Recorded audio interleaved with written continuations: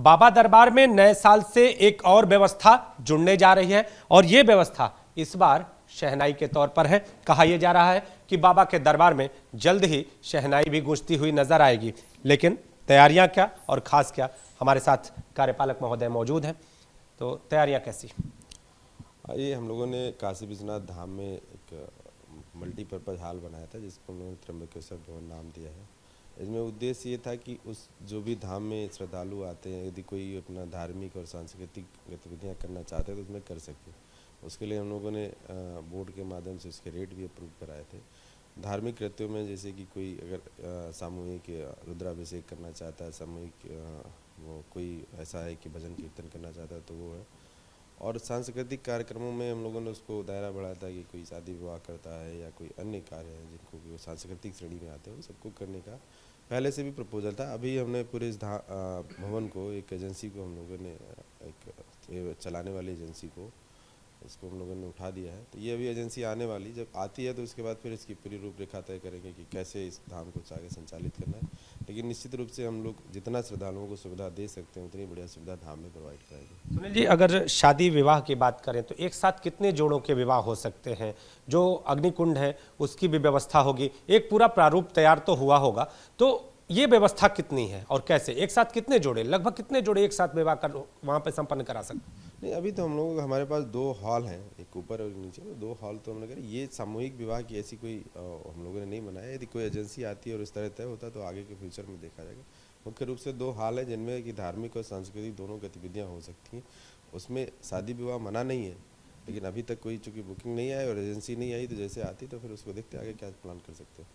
जो भक्तों की आवक है उसके बारे में हम जानना चाहेंगे और इसके साथ ही भक्तों की आवक और शादी विवाह की इस परंपरा को निभाए जाने की जो डिमांड है वो कितनी? भक्तों की संख्या तो लगातार जब से धाम का लोकार्पण हुआ निश्चित रूप से तेज़ी से बढ़ी है। साथ ही छुट्टियों और उन दिनों में और अधिक बढ़ जाती है। अगर श्रद्धालु जिस तरह से अब धाम में रुचि दिखा रहे आ रहे हैं, चाहे भक्त चढ़ावा चढ़ा रहे हैं या दर्शन करने आ रहे हैं, तो उससे लग रहा है कि भक्तों की एक अच्छा जग रही है। और हम लोग भी न्यास की तरफ से कोशिश कर रहे हैं उनको बेहतर से बेहतर सुविधा दें।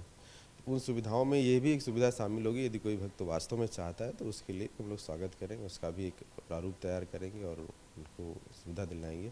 इसके अलावा भी अगर और भी जो सुविधाएं हम डेवलप कर सकते हैं भक्तों के लिए, वो सुविधाओं को भी तैयार कर रहे हैं। तो इसके शुल्क भी निर्धारण होंगे?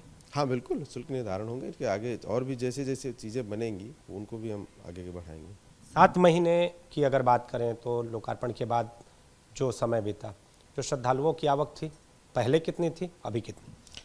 पहले अगर हम लोकार्पण के पूर्व की बात करते हैं तो निश्चित रूप से सकरी गलियाँ थी और उतना प्रांगण बड़ा नहीं था, तो उसमें श्रद्धालुओं की संख्या काफ़ी कम थी। लोकार्पण के बाद ये संख्या काफ़ी अधिक संख्या में बढ़ी है और अभी तक जो हमारा रिकॉर्ड है वो 7-8 करोड़ तो दर्शक अभी तक हो गए लोकार्पण के उपरांत। और ये संख्या बढ़ी रही क्योंकि जैसे जैसे सुविधाएँ और विकसित कर रहे हैं श्रद्धालु वैसे आकर्षित हो रहे हैं।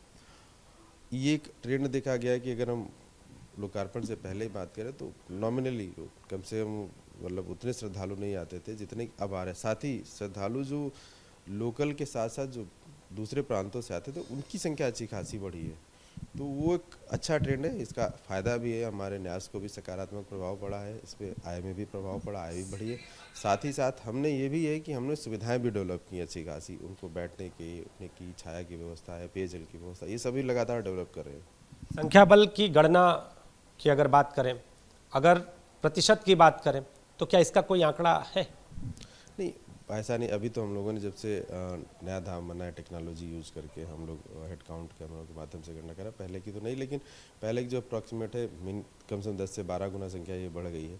और आगे और अभी चूँकि अभी निश्चित नहीं हुई, लगातार क्रम चल ही रहा है। जैसे जैसे और सुविधाएं डेवलप हो रही, लोगों तक खबर फैल रही और लोग संख्या में जुड़ रहे हैं, तो वो संख्या बढ़ी रही लगातार।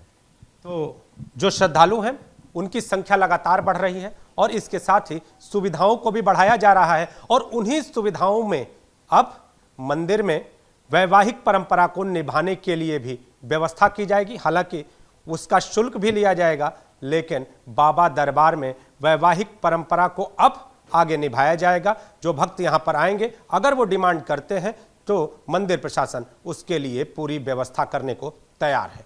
कैमरामैन विशेष के साथ नीतीश कुमार पांडे, एबीपी गंगा, वाराणसी।